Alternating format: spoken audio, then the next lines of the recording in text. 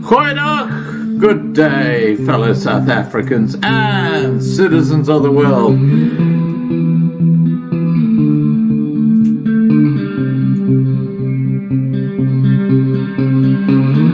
I've been looking around for salvation. I've been looking around for the truth. All around me I see frustration, and I looked all over till I found you. I sit and listen to your stories, and you're telling me, please don't worry. Lot in this world you should know, and love in life is where you should go. If you're looking for somewhere to go, if you're looking for someone to know, if you're looking for someone to guide you, then love in life will guide you.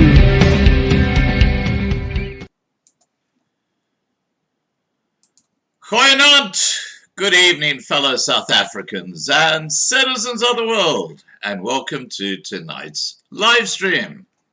Well, before we get to Isaac and our discussion tonight, I just want to give you some feedback on what's happening in the world financial markets and what I predict is going to happen. Well, first off, silver hit 400 Rand an ounce earlier today and is currently trading just below that figure as gold approaches 2,000 US dollars per ounce. There are reports that MasterCard has stopped working in the United Kingdom shortly after MasterCard and Visa blocked all payments in Russia. I'm going to make a prediction because this is what the New World Order are wanting to do, and you can see the plan that's been rolled out in the last couple of years. And that prediction is that the currently accepted format of making or receiving payments digitally through the internet to or from your bank account will start to be blocked in certain countries. Remember what happened in Canada where they freeze some accounts? Leading to a run on the banks which could quite easily go global. And because the fiat money system is a Ponzi scheme, if that happens, the whole entire fiat banking system will collapse. And this is exactly what the New World Order want. Chaos and financial loss by us, the useless eaters. I might be wrong, but as I've said so many times now, just like prepping for food, having physical cash in your possession means that you will still be able to go and buy food and essential items after the online credit and other card systems have crashed. That's if they do crash, but that's my prediction that possibly this month, later this month, that might start happening. This is a situation that I just need to alert people to because I have a strong feeling that this is where the next step is.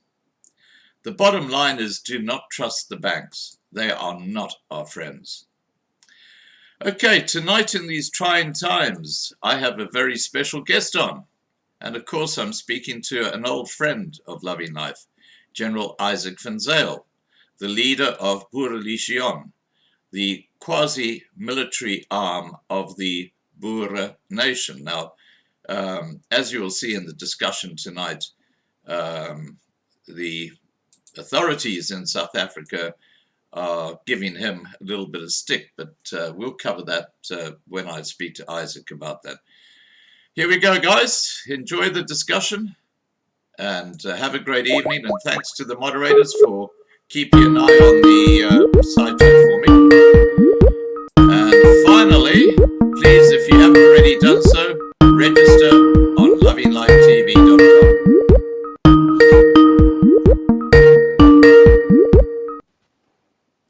Hi, Isaac.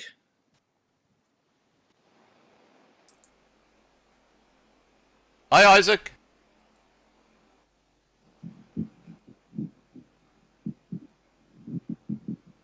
We did do a test run earlier. Isaac, I can't hear you. Oh, now I can, I think. Yeah, Isaac, hi. Good evening, Scott. Good evening to all the listeners. Good to see you, buddy. You're looking very well.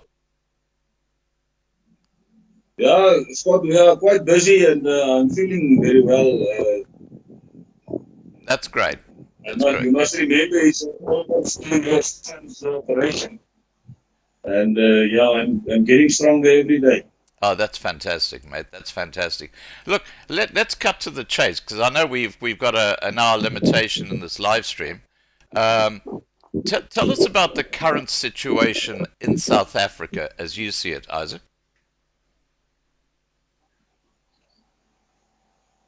Scott, I think if we look at the overall situation with regard to the role of the state capture and the lack of the ANC government to prosecute the plunderers of the state funds over the past 28 years, I think the unrighteousness of the ANC government is slowly but surely catching up on them. And I think the top management of the National Executive Committee of the ANC are feeling the pressure at this moment in time. What we see is that manifests on local level, on the ground, where the tanky hits the tar, is that unemployment is the highest in history. Right. The good initiatives and the good intentions of the ANC, when they took over the government in 1994, was just that. And that is to get rid of unemployment, get rid of poverty. If we remember, they started the process where they promised to build houses all over. Yeah. And what we actually see 28 years along the line is that the people are hungry, and more so become hungry every day. Unemployment amongst all the ethnical groups is quite eminent. A growing number of unemployment amongst the white people are very much more evident.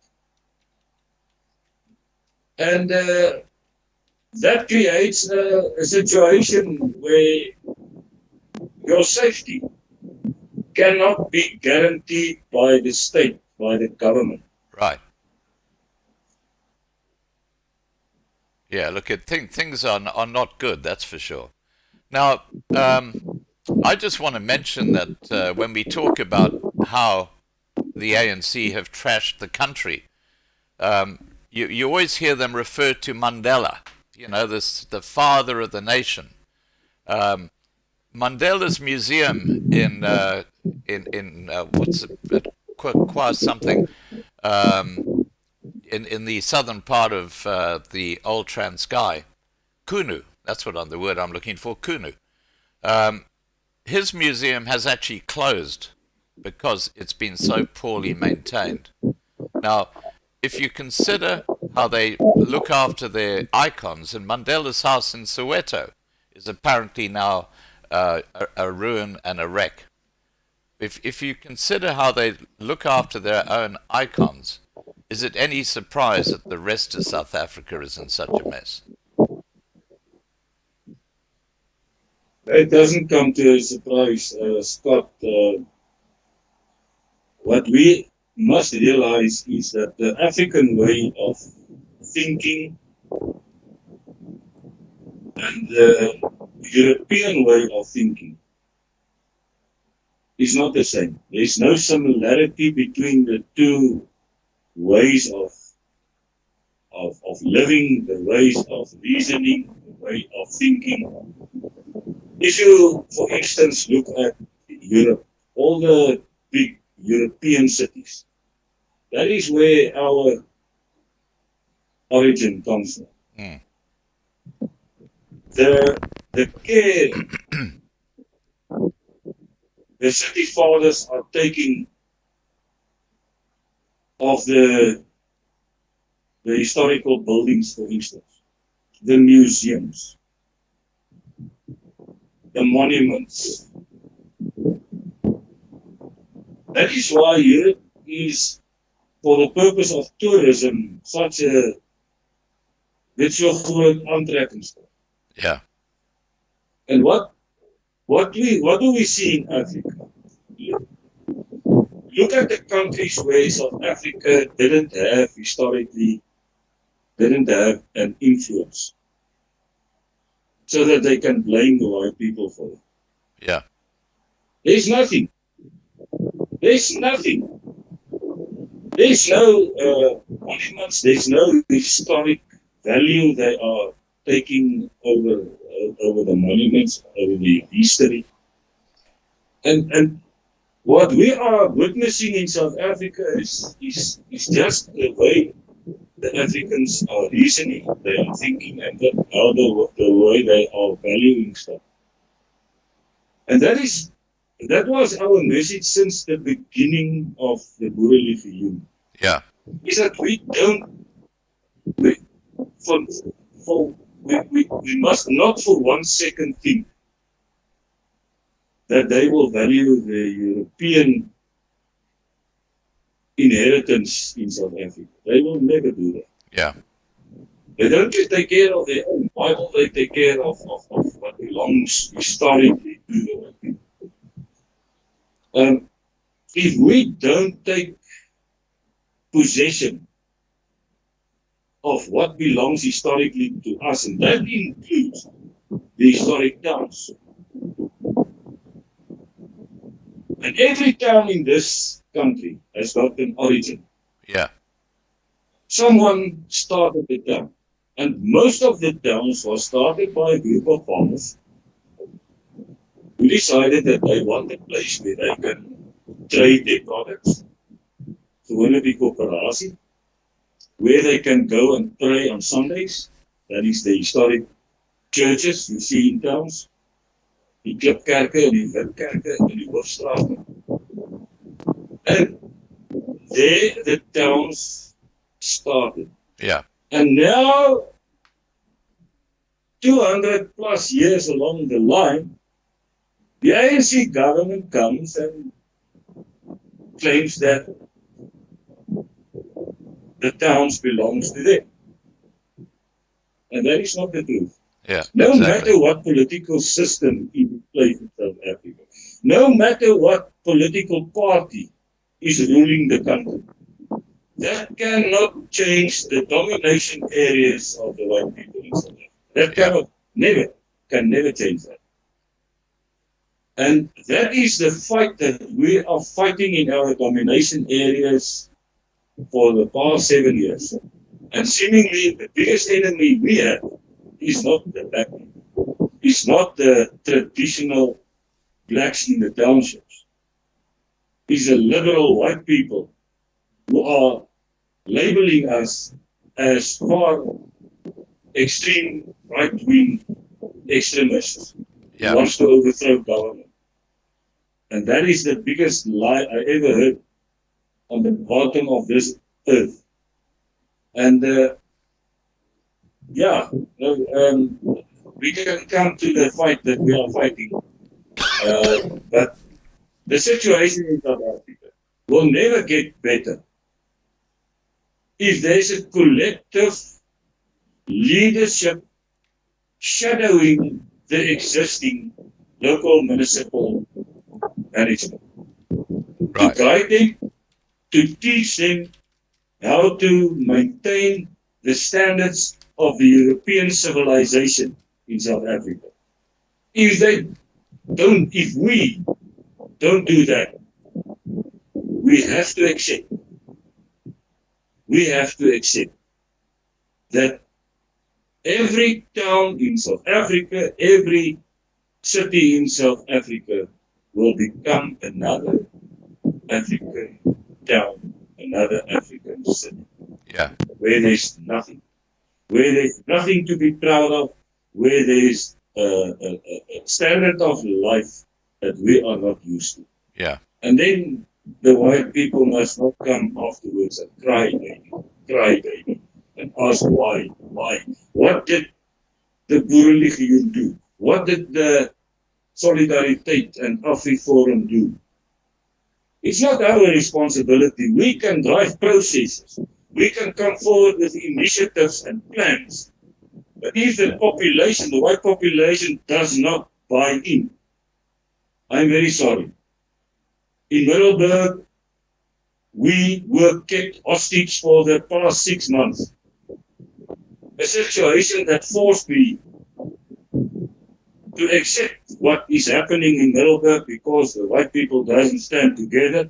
The moment you start to talk about it as a Boerelegioen officer or a member of the Boerelegioen, they label you as a racist. They say that you are not including everyone. That's extraordinary. Our mindset is to protect what is historically ours. Yeah. And that doesn't mean that we exclude everyone else. But the emphasis is on protecting the domination areas in our country. The white domination areas, where our culture lies, where our schools lies, where our language lies, where our religion lies, where our purpose of belong lies. And if white people doesn't understand that, I don't know what's going to happen if there is a continuous drive from the liberal socialist side to boycott people who try to rescue and try to maintain the Western civilization standards in South Africa. Yeah. Well, look, I've got to just add to what you say there, Isaac. And look, I'm a historian, so I've studied early South African history. And there's absolutely no question that if you go right back to the earliest settlements in the Free State and the Transvaal, how the first Boers worked was they basically set up their little farms, and there weren't any towns to start with. But what they did was they built a church, NG church, and they had their nachtmaal there, where every Sunday they would come and they would pray, and that would be their social get together. And it was around those NG churches that you had the development of the towns. That's how it happened. There's no question about that. It was that religious central foundation that was the basis of these little towns like Victoria West, like any town in the Free State you can think of. That's basically how they started. But you did touch on something I want to discuss with you, and that is the challenges facing Boerelegioen right now in South Africa. And you mentioned that you've got the libtards trying to paint you as racist, but I think you're having challenges from a more government type level as well, aren't you?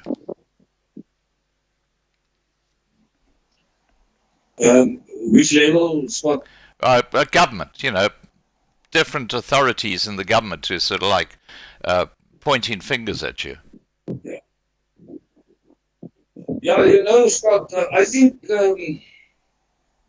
what is actually happening within the Boerelegioen is that the fact that we refuse to become a globalist organization, where we are seen as an organization out of the people, for the people, in their rainbow capacity. We refuse to be political correct, and we stand on the fact that we are Boers, we are Afrikaans-speaking Christian people, white people, originating from Europe. We were planted in South Africa, and we started a civilization historically when the trackers came into the inland. Right. Wherever they came, there was no form of civilization. There was a few people who, what we call, you call them nomadic the Khoi. People the who Khoi are, in the sun. Who are not, the Khoi and the San, and even the black people in that state. They were not settled. There was no form of civilization established. Wherever the Boers came, they started to farm and they established civilized towns. Yeah. A Western civilization. That is where the churches come from. That's where the historic buildings come from. That's where the magistrates' offices come from. That's where the police stations come from. That's where the schools come from. And that's where the business sectors started to extend the towns to the eastern side, western side, southern side. And that is a point that we have to stand on. If we don't stand on that point, Malema is going to walk over us. Yeah. Because he's standing on the point that we came from Europe to as settlers and we stole their land. That is not true. Well, you that know, is not true. There were nothing here. There was no agricultural activities in South Africa. There was no civilization in South Africa when the white people started to move northwards. And where they came, they negotiated and with the people there for a piece of land to farm and to establish a town. Yeah. And most of the towns, even Pretoria, was established on the private land of Andries Pretorius. You know, that's one example. Yeah. Most of the towns were established on private land that belonged to someone, some leader or some historic figure. And if we in 2022 does not, as white people with a Afrikaans Christian character, are not going to take possession of the fact that we have a historic right, and not even a right, we have an obligation towards our ancestors, our forefathers, to maintain and to sustain and to extend what belongs to us. What are we allowing now? What are we doing in South Africa? We are allowing the people who does not understand our culture, who does not understand our value systems, who does not understand our standard of living, the fact that we originate from Eastern and Western Europe, does not respect that. They don't respect that, and they don't want to acknowledge the fact that we have a historic right in every town in this country. Well, and as long as we are tramped upon by the ANC local government in Middelburg, the whole problem is the fact that the ANC local government is not up to standard with rendering services. They are using taxpayers' money, and the people who are paying the taxes are the residents of Middelburg. The domination area that dominated by Afrikaans-speaking, English-speaking Europeans. And we are not getting what we are paying for. Yeah. And that is starting to get, the people are starting to get fed up. And I saw it earlier this week, earlier this week, when we gathered about 500 people on the Middelburg Stadium, the Kersvalia Stadium. 500 people pitched, and we had an opportunity to talk to the people. Yeah. And Mr. Arthur Hill, the founder of Boerelegioen in Middelburg, commandant, he spoke to the people, and they started the process of protesting and resisting the low standards and the lack of services that we are receiving as residents of Middelburg. Yeah. And hopefully that will create a snowball effect so that the people can come on board, so that we can identify strong leaderships in the towns. Yeah. And those people identified must form a board of leaders or a shadow government or whatever, and start the process of, if the ANC government doesn't want to live up to the standard and do what they are paid to do, then we have to do ourselves. Yeah. And that is the message. And if the message doesn't go down well to the white liberals in South Africa, it's not my problem. I think there is enough conservatives and enough right-minded people to understand that we have an obligation, we have a right also to live in a free and a free society where we can maintain our standards and maintain our way of life that we were used to before 1994. Yeah. Now, you know, when I look at the pictures of what was transpiring in the cities originating from the 80s, they had military parades there, and they had street parades, and you know, the streets were clean. There was no disharmony in our towns. Everything went according to the standards of a Western civilization.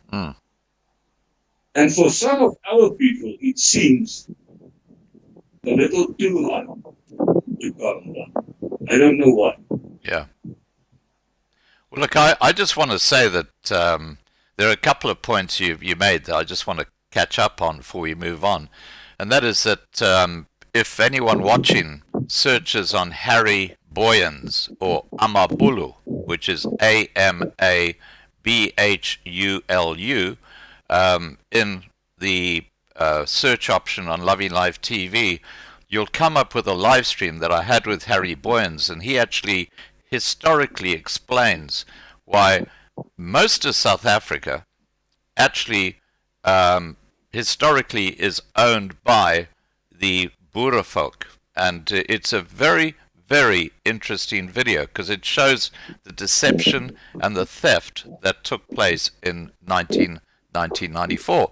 And if we talk about what's going on in the municipalities, in the municipal elections that took place earlier this year, or was it last year, there's one fellow who's now the mayor of a town. I can't remember which town it is, but before he became mayor, he was a farm potato picker. He picked potatoes. What knowledge has this guy got of running a town? I mean, seriously, you can understand why these ANC cadres who've got absolutely no expertise, no experience in running towns, are destroying these beautiful, beautiful little rural towns around South Africa. Now, let's move on to Boerelegioen, Isaac. That is the tragic truth that we are faced with in each and every time. Yeah. Where the ANC are dominating the politics. They are not dominating the area because most historic towns are white dominated. There is black people staying in the historic towns and in the suburbs and in die woongebiede. But that doesn't matter. The fact of the matter is that the ANC are forcing their way of living, their standards, down the throats of the white domination areas. Yeah. And that is not acceptable. And that is a tragic truth that up to now, at this point in time, there's hundreds of people who doesn't have valid driver's licenses, who doesn't have valid discs for their vehicles, because they don't get the service they deserve at the municipalities. Yeah. I know a lot of people who just gave up. There's no use in standing queues. There's no use in trying to explain yourself when you at the counter and the person on the other side doesn't understand your language. Now you have to try to explain in English. And in most of the instances, the English is worse than the Afrikaans on the other side of the counter. Yeah. Now, and the police stations, exactly the same. Yeah. Now, Isaac, let's move on to Boerelegioen. What is the relevance of paramilitary groups such as Boerelegioen when you consider the chaos taking place in South Africa? Scott, I want to go as far as to say that the lives of the white people in South Africa are dependent on a command and control system. Right. I witnessed for the past year, and really, if you speak of discipline, if you speak of things like meeting procedures, just normal meeting procedures, keeping of minutes, processes of charging people internally who belongs to the CPF, for instance. The way people are treated, the way they are quarreling within, there's a machtsstryd in die GPF ongebied. There's no discipline. I cannot imagine when the shit hits the fan in South Africa, where we are going to find someone within the civilian organizations who will stand this stand and to try to fight and defend life and property in our historic camps. It's unimaginable how people are fighting amongst each other. And you know they are not getting paid for it. Maar it's a machtsstryd. It's a machtsstryd van voor tot agter. And if they don't like you, they just ban you. They just throw you from the groups. Yeah, just for people who are listening, Isaac. Just for people who are listening who don't know what machtsstryd is, it's a power struggle. Yeah, carry on. Yeah, it's a power struggle, and it's unimaginable how people are fighting amongst each other. Just for one reason. There's only one reason for that. That is because there's no levels of control. Bevel and beheer, command and control. There's nothing. Not even within the rural areas where the former commandos were operating. The commandos are replaced now by what they call the community in blue, and the people are supposed to get on board and almost a similar manner in which the CPFs are functioning. They have to function within the rural areas. There's no way that a person that is not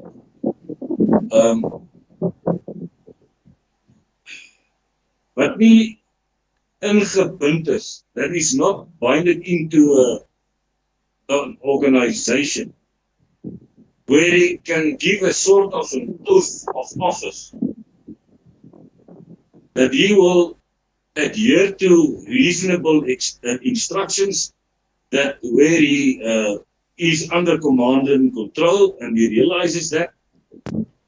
And it's easy, the Boerelegioen existing for 7 years, or in existence for 7 years. Right. And the people came as volunteers under a command and control system, to work under a command and control system.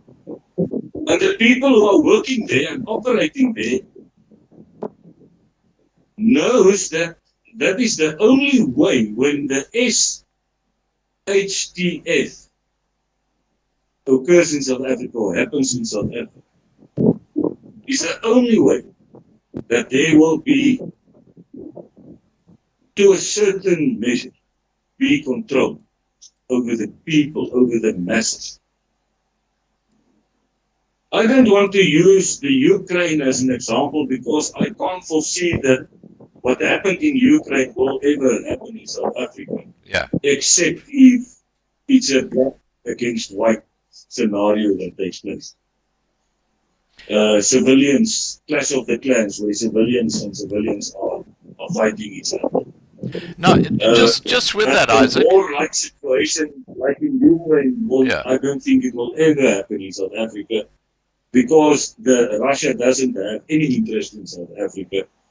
NATO hasn't got any interest in South Africa. There's no reason for them to force the ANC government under their control, because the ANC government are at this point in time loyal to NATO, and they are loyal to the BRICS countries, which is headed by Russia and China. Yeah. So there's diplomatic relationships all over. Yeah. There's no reason for any of those countries to come with a military force into South Africa and try to overthrow the government. Look, we don't even have an army anymore, so there's no reason for us to defend our borders, according to my observation. But we have internal. Isaac, I've got to say that Winston Churchill, who we sometimes have here jamming, he made exactly the same point in a video that went viral. He said, we don't have an army, we don't have a navy, we don't have an air force, but here we are saying to Putin that we're going to go and sort him out in Ukraine. And he made the point, he said, all you have to do is adopt the ANC as your leaders, and they will ruin your country in 15 years. And he was absolutely on the money. Now, okay. He's on the spot. He's on the spot with that one. Absolutely on the spot. Now, tell us why you believe that you need to dominate your historical areas and not move to other areas. In other words, the traditional Boer areas. Scott, the reason we have to dominate, and when I speak of domination, I speak of taking control. And that's not military-wise, it's in every aspect of life. We have to be jealous of our language. We have to start to be jealous of our language, whether it's English or Afrikaans. We have to start to get jealous about our culture. We have to get jealous about our belief system, our faith. And if we don't do that, we are going to be, wat is die mooi Afrikaanse woord, ons sal ingesluk word. We are going to be swallowed by the African way of doing. Not that I have anything against the African way of doing. The African way of doing is good for them. As a white person in South Africa, I have lots of respect for the African way of doing. But it cannot be forced upon me because I'm a European. I have got another set of values. I've got another set of thinking, of reasoning, of driving my politics, organizing my stuff, my business, looking after our stuff, growing up our children, teaching our children. We have another way of looking at things. And the African way of doing and thinking and reasoning and enforcing is not our way. And that need to be respected Right. by the ANC government. If they don't going to respect our way of thinking and doing and living and staying and dominating in our areas, there's going to be problems in the future. And that is why I can talk and talk and talk until I'm blue in the face. And I am insulted on a daily basis because they say I'm talking too much and I do nothing. But I can't do anything if there's no reaction. Yeah. In every town we have a little small group of Boerelegioen who are forming commandos and setting the example of serving the community, of training their people to at least know how to deal with a crime scene, or at least how to execute an arrest, Yeah. or at least how to defend themselves. That is what we are doing. And if the rest of the community, the white community, doesn't want to buy into the way of thinking, there's nothing that I can do about it. Then they have to take the consequences. Yeah. And I think my town, Middelburg, is taking consequences of the vision that was created before 1994. And that's the vision exists between the liberal socialists and the conservative people. And unfortunately, the liberal socialists are the people with the money, and the people are living in the upper neighborhoods and are driving the luxury cars and are sitting in the Broederbond and the Freemason and governing the town on their way, in their manner, and doesn't even care if our value systems, our faith systems, our schooling systems taking a duck into the ground. Yeah. And if people doesn't want to buy into it, and that's what we are proposing is a very simple principle, a very, very simple principle. And that is to take control, and we can start to take control by enforcing or empowering the neighborhood watches, the CPF systems, and the police. We can empower them. And unfortunately, my talks to the police up to now, we are seen as people only looking after the interests of the white people. What about the location? What about the brown people? What about? Now, how the hell doesn't the Boerelegioen as an organization doesn't have a right to protect what is historically ours, to protect what belongs to us as a collective white people? We are the people that are under threat. It's not my fault. It's not the Boerelegion's fault that we had to establish some sort of a paramilitary organization to show a sort of a force. If we didn't do that, I can imagine what would have happened to our towns and our schools already. We see what is Lesotho doing.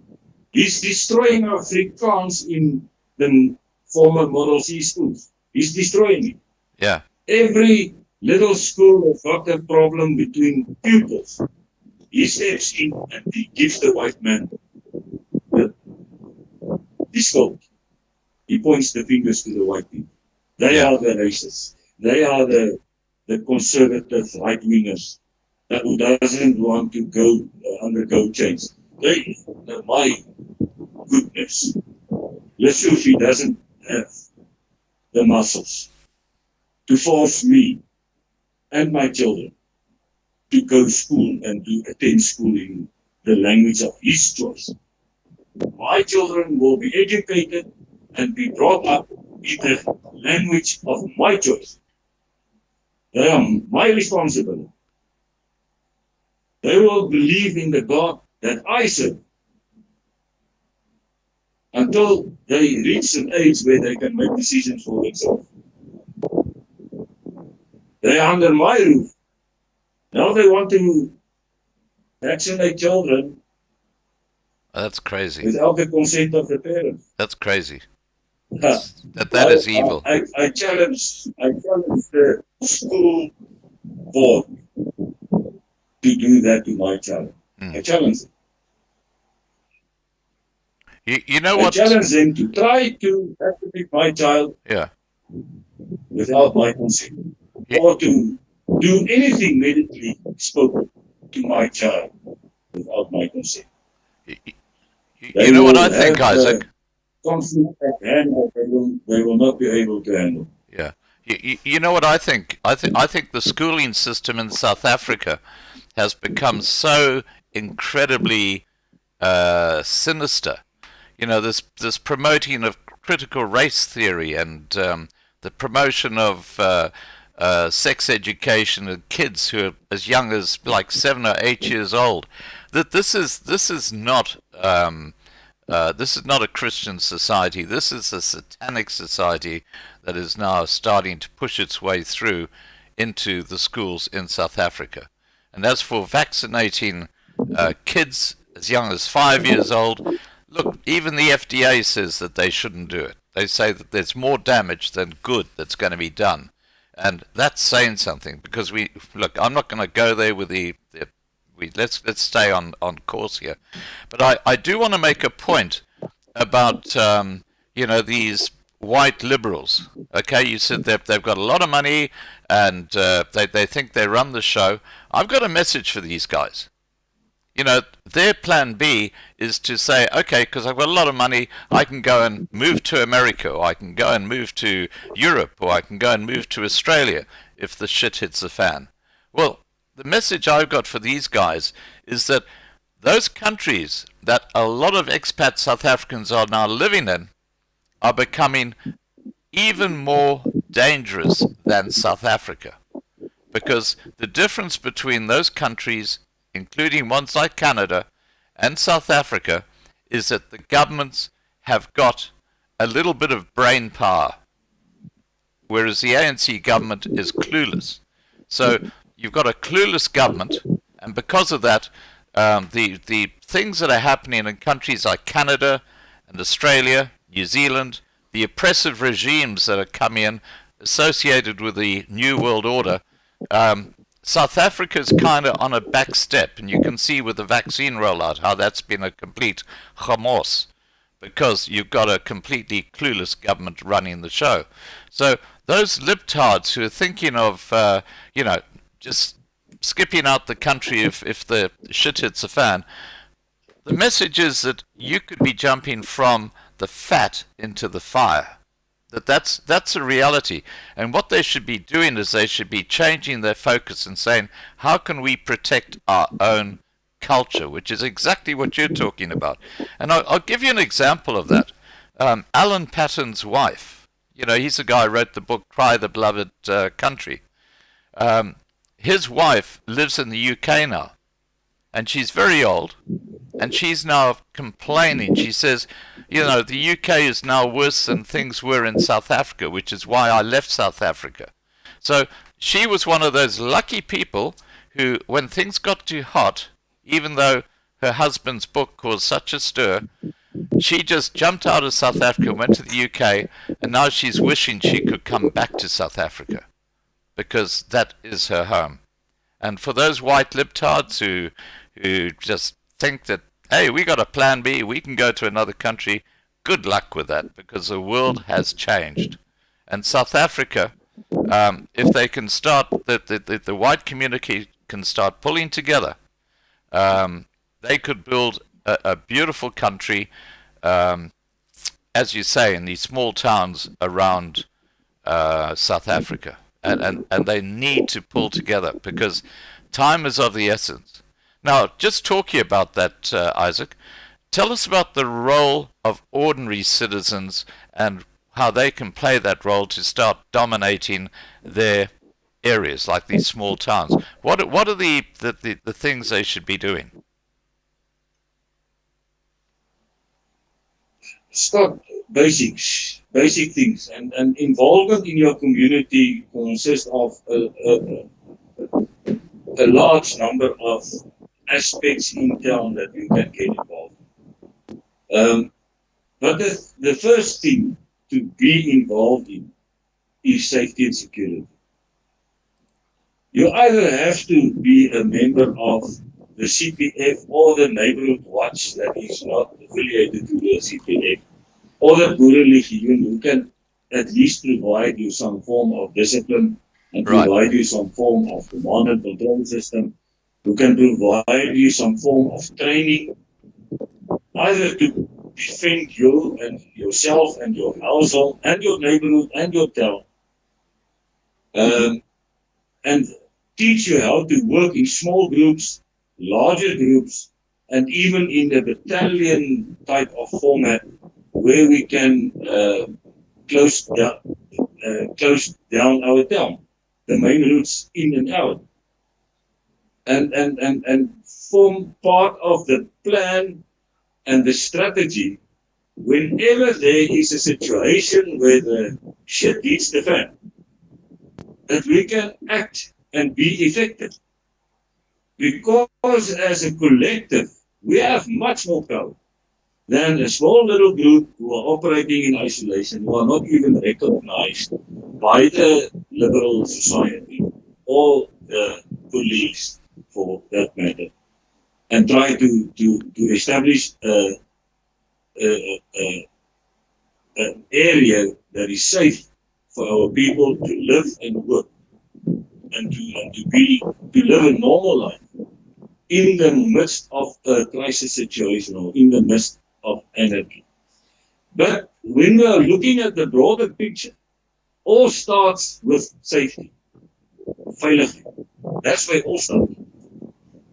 If we can identify business leaders, church leaders, leaders in the educational fraternity, in the security fraternity, in the industrial fraternity, who are citizens of the particular town, we can form a local board that can operate parallel with the municipal management.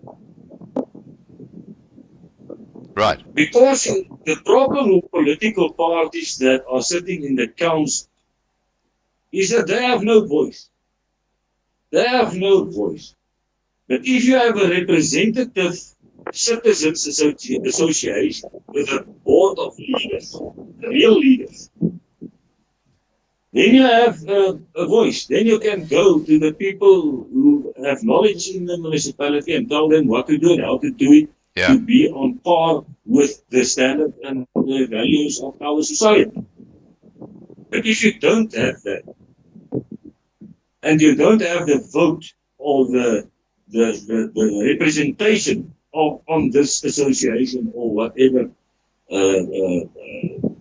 organization you want to establish, then you have a problem. And there is a role for every citizen, resident in town to play, to take back.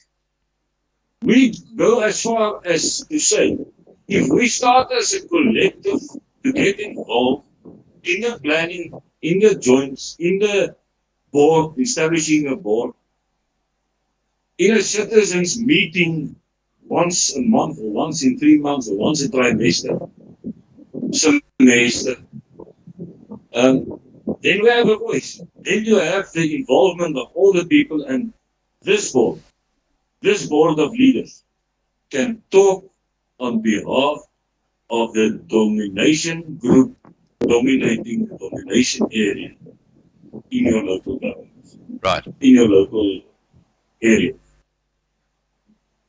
Now, Isaac, I said we'd restrict this live stream to an hour. We're about 5 minutes away from that. Now, if people want to join Boerelegioen, what I've got is the information, and I've put this below the video, is info@boerelegioen.co.za. Is that correct for the email? That's correct. And your phone number is 063 057 0996.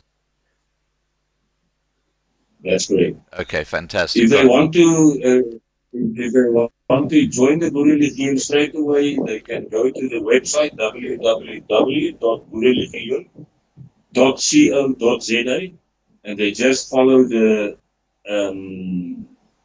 on-site, application link, Right. and then they can apply and fill in the application forms there, and then immediately they will receive a membership number or a membership number, and then they can will be contacted by one of the admins within the area they are staying, and they will be introduced to the command system in a specific area, where they will be immediately be involved in information sessions, inductions, training sessions, and stuff like that. Right. Okay, I was about to ask, what are the... We also established neighborhood watches that are linked to the Community in Blue of the South African Police, and we encourage everyone to go through the process, go and register as a Community in Blue member, and when you are a member of the Boerelegioen, you will also be included in the neighborhood watch, and the people who receive training with us, level 2 patriarch training, they will also be included in the reaction forces, where we do a bit more specialized work and do follow-up operations, and even can do what any policeman can do on the scene of crime. Yeah. Now look, I just want to make a statement here to everybody watching this video now and who might watch it later. I put a video out yesterday. The head of Treasury in South Africa said that South Africa is on the verge of becoming a failed state. Now, a failed state is like Zimbabwe, where everything is chaotic. And people who haven't joined a group like the CPR or Boerelegioen or Neighborhood Watch are absolutely idiotic, because when the shit does hit the fan, if you don't have some kind of links with a group who can help defend your community, you're going to be on your own. And if you've got young kids, you are going to be to blame, because the opportunity is to join one of these groups and to actually have support. Because when South Africa, it's not a case of if, because they're saying now that ANC is going to have to change everything, which they're not. So when South Africa becomes a failed state, and you've got large groups of people basically just rampaging through a community, it's going to be those who actually are disciplined, they've got the training, they're part of a group that can help defend the community. They're going to be the heroes. They're the ones who are going to be saving other families. Now, if you don't have enough of those people in a community, you're just going to be overrun. So there's this window in time for people to actually join groups like Boerelegioen or Neighborhood Watch, or is it CPF or CP? It's a CPF, isn't it? Yeah, it's a community policing forum. Yeah, okay, the CPF. So this is the moment in time where, seriously, guys, you've got to become involved for your own best interests and that of your family. Because if you aren't part of these groups, and you see a group of people coming towards your house to try and attack it, and you've got no one to call, then you're in the cuck, if you know what I'm talking about. Look, Isaac, I'm going to let you make a closing statement to people before we wrap up this live stream. But look, it's been an absolute pleasure having you on again. You're looking great, and let's hope that people start waking up to how desperate the situation is in South Africa. Thank you, Scott. Just another word of thanks from my side. You know, I'm sitting here because of your channel that played a very, very huge role in my life. And I owe my life to you guys. And thanks for having me on a periodic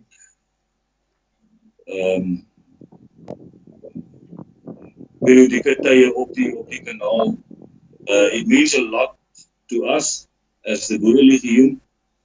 And I think the message that we want to convey is to the normal citizens of South Africa, normal working class people who are working and living peacefully and want to remain working and living peacefully, is that the Boerelegioen is not, and I want to emphasize, is not an extremist right-wing organization.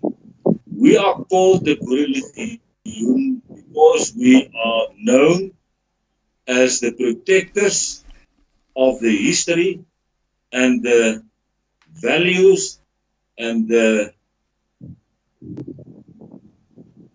language and the faith of the Boere people in South Africa. Yeah. That is who we are. We are not against other races. We want to allow the sun to shine over everyone.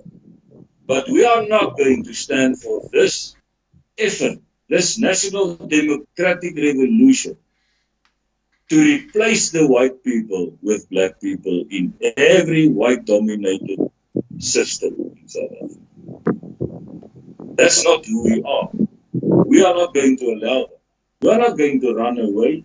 We are not going to go anywhere. We are going to remain working and living peacefully in our domination areas. And whoever comes in there has to realize that there is a way of living. If someone comes to my house, under my roof, he lives under the rules of my roof. Right. That is how it works. I'm not going to make a fire in Dr. Groenewold's lounge on the ground when I visit him. Because I will be in his house when I visit him under his rules. And that is the way it is in our domination areas. We have an aesthetical value system in the towns, even in the neighborhoods. You know, you get a street that all the trees are the same. You have Tamboti Street, all the trees are planted in that street on the same pipes, on the pavements, on Tamboti trees. Then you have a street called Serene Street.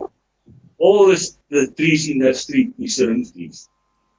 And the outlay of the gardens are more or less the same. The building styles of the houses are more or less the same. You know, that is the aesthetic values of the town. And the people knows who lives in that town that there is a way of living. That is not forced upon anyone. You just fall in and become part of the value system, a part of the, what do you call it, the character of the community. Right. And when I stayed in town, I had black neighbors, and I can tell you, I lived a full year in one house and 2 years in the other house. In both of the houses, I had black neighbors, and I can tell you that the way the black people are staying in white-dominated areas can be applauded, because we didn't have any day's problem with the neighbors, never. And that can be done, that can be achieved. But you are not going to infiltrate or intrude into an area. That includes the CBDs, where our monuments are standing. We lost control over Pretoria CBD. We lost control over Cape Town CBD. We lost control. And Now, the Nigerians took over the CBDs. The foreigners took over the CBDs, and now we want to try again. You raise a very interesting point, Isaac, because when we talked about Ukraine briefly, and even though the Ukrainian people and the Russian people are so close culturally, they are still two different communities. And, you know, when you talk about the African nations, you've got the Nigerians who've come in, the Zimbabweans who've come in to a country which basically was supposed to be for the Africans of South Africa. And you've got the similar sort of situation now happening in the cities like Pretoria, where you've got these, they basically look like the South African Africans, but they're not. They have their own culture, they're very involved in crime, drug running, and all sorts of crap. And they're totally destroying what's left of the fabric of the society in Pretoria. So I think people have got to understand that this is why that the white community need to basically stand up and take back control of those areas that, as Isaac says, are traditionally, they were developed by the whites and should be maintained in that cultural format. Isaac, I just want to thank you so much for joining us tonight. And look, have a great evening, and I'm sure we'll catch up with you later in the year. But please keep in touch with Marlena, and if there's something you'd like to discuss on Loving Life, or just let the world know about, just give us a call, and we'll get you back on. Thank you very much, Scott. Have a good night, everyone, and thank you for listening. And please subscribe to Scott's channel, press the like and the notification button, and be aware of everything that he does. Thank you very much, Scott. We talk again. Take care, Isaac. Thank you for the little promo. All right, guys, that was General Izak van Zyl, leader of the Boerelegioen. And just to add a little bit of more to the benefit of registering on Loving Life TV, if you do, you'll get a daily email which has all the news updates that we put out there. And I just want to, at this point in time, thank Nat Quinn, who looks after the forum and does an amazing job. And please, guys, when you get your daily email, go and have a look at some of those links in the forums. And I spend a lot of time looking at the videos that are linked there, because they're third-party videos, but they're related to topics in South Africa and, of course, around the world. And, of course, then we've got Gareth, who looks after our contributing channels, also does a great job. We're approaching 40 different YouTube channels which are now participating in our contributing channels. And there's a huge amount of information there with a big focus on South Africa. And again, in that daily email, if there are updates in there by people, we put those updates in that daily email that we send out to people. And in fact, just this morning, I sent out the email, and we had 6 new videos just in contributing channels on a whole range of subjects, from COVID-19 to Ukraine to South Africa, the whole 9 yards. And it has become the most comprehensive daily news platform on the internet when it comes to South Africa, and then with a focus also on international affairs. All right, I've done enough plugging lovinglifetv.com, but please register. It costs nothing, and you're part of the Loving Life community. And as you can see from the side chat, we have a fantastic community. I see Viking Boerders here. Hi, Marius. All right, yes, we'll go out with Hier Bly Ek Boer, because obviously that's very pertinent to tonight's subject. Let me just find where we are. There we go. Okay, I'm going to get Hier Bly Ek Boer up. Have a great evening, and tomorrow night I will be taking a break, but we will be having live streams on Tuesday and Wednesday. And Fakhri Hassan, he's a guy who had the second most popular live stream last year with tens of millions of views, which had that huge PowerPoint presentation which demonstrated how the New World Order had basically taken over big business around the world. Remember that presentation? Well, he's on later this week. I think it's on the 7th of February, but 7th of March. But that's subject to correction. Anyway, here bly ek boer. Have a great evening, everybody. Bye for now. Meer as 61.000 van ons voorvaders het op die grens vir ons gesterwe, sodat ons vryheid kan wees. Die is my land, die is my reg. Hier is ek boer.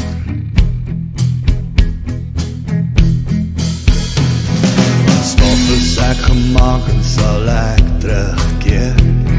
Die Bybel is die woord waaruit ek leer, soos die grond op die aarde. Hier bly ek boer. So diep in die nag sal die vyand kom, maar hier bly ek staan en ek draai nie om, want jy maak my nie bang nie. Hier bly ek boer. Die is my land waarvoor ek sal veg. Die is my bloed, my sweet, my reg. Die is die plek waar my voorvaders leef. Die is my land, hoor wat ek jou sê. Die is my land, wat my mense voer. Hier bly ek boer. Soos blasem in die somer wat vreugde bring, my oupa wat maniekie kon sing, soos hy stap deur die lande. Hier was hy boer. My wortels lê diep in die grond geplant. Hy sien soos my pa, los ek vir jou die land, en jy hoef nie te vrees nie. Hier sal jy boer. Die is my land waarvoor ek sal veg. Die is my bloed, my sweet, my reg. Die is die plek waar my voorvaders leef. Die is my land, hoor wat ek jou sê. Die is my land, wat my mense voer. Hier bly ek boer. Die leeu sal kom, die leeu sal kom, die leeu sal kom, die leeu sal kom, die leeu sal kom, die leeu sal kom, die leeu sal kom, die leeu sal kom, die leeu sal kom, die leeu sal kom.